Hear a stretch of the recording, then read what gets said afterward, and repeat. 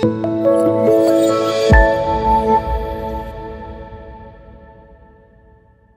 morning, boys and girls. Welcome back. I hope you had a chance to wish your father happy Father's Day this morning. If not, you might want, well, probably not right now, but maybe run and find him pretty soon and wish him a happy Father's Day. So last week we left off in the book of Job, and we only got through chapters 1 and then chapter 2, and we actually cut off at the end of chapter, or before we finished chapter 2. So Job had all of these terrible things happen to him. He had lost his possessions, he'd lost his family, his kids had died, and then his wife says to curse God and die. So she's not being very supportive either. So then we said we're going to talk about Job's friends, but that's where we left off. So in chapter 2, verse 11 says, "Now when Job's 3 friends heard of all this evil that was come upon him, they came every one from his own place." So he has 3 friends, boys and girls, and the verse tells us that they came from the different places that they were from when they heard the bad news. The end of it says, "For they had made an appointment together to come to mourn with him and to comfort him." So his 3 friends came from the 3 different places that they were living, and they came to comfort Job. And by comfort, they weren't trying to crack jokes and make him laugh, although sometimes there is a place for that. But at this point, they were just sitting with him because he was sad, and they were just being present with him. They were basically showing that they understood that he was sad, and they were sad with him. Verse number 12, "And when they lifted up their eyes afar off and knew him not, they lifted up their voice and wept, and they rent everyone his mantle and sprinkled dust upon their heads toward heaven." Sorry, boys and girls, got a little tripped up there. Verse 13, "So they sat down with him upon the ground 7 days and 7 nights, and none spake a word unto him, for they saw that his grief was very great."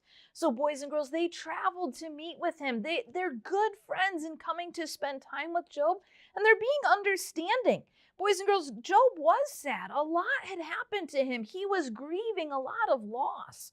And his friends were coming and being understanding of that. Well, finally in Job chapter 3, Job speaks. And he basically says what he's sad about, what he's concerned about. And he actually says he kind of wishes he hadn't been born. Everything was so rough and so hard for him. Well, boys and girls, sometimes when we study the book of Job, we look at the beginning and we look at the end, and sometimes we skip through this middle, and honestly, we are too. We're going to cover it in a couple weeks, but I did want to point out, boys and girls, sometimes we think that being a Christian means it's happy all the time, and the joy of the Lord means we're constantly smiling.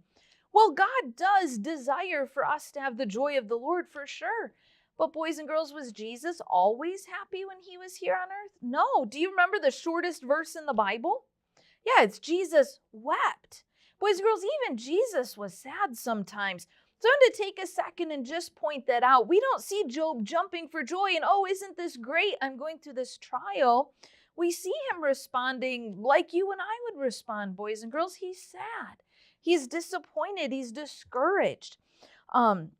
But the good news is, boys and girls, we are not going to leave off with that, with this sad state. So chapter 4 and 5, we're just going to kind of highlight what some of these chapters say. Eliphaz talks. One of his friends begins to talk, and he says, "You know what, Job? The reason is your sin. That's why all of this happened. Because you did evil. You did wrong. God is punishing you." In chapter 6, Job answers Eliphaz. He gives him an answer. And then in chapter 7, though, boys and girls, this is where we're going to wrap it up for today. In chapter 7, Job calls out to God.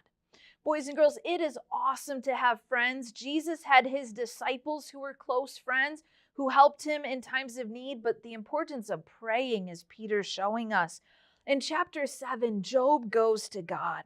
He asks God, why is all this happening to us?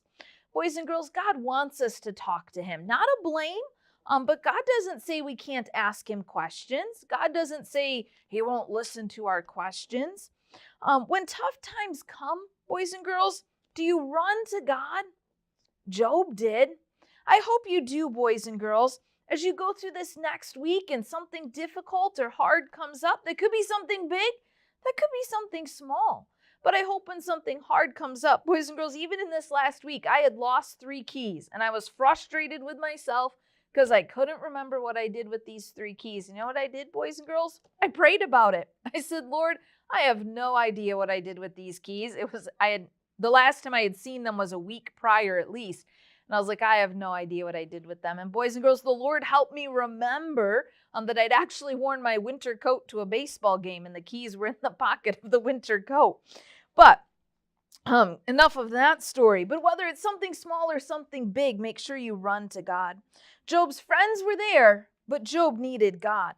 Our friends can help us through hard times, and that is part of why we have friends, why God has given us friends. They're gifts from God, but they should never replace God. We should make sure they're in the right order. Boys and girls, this week, make sure when hard times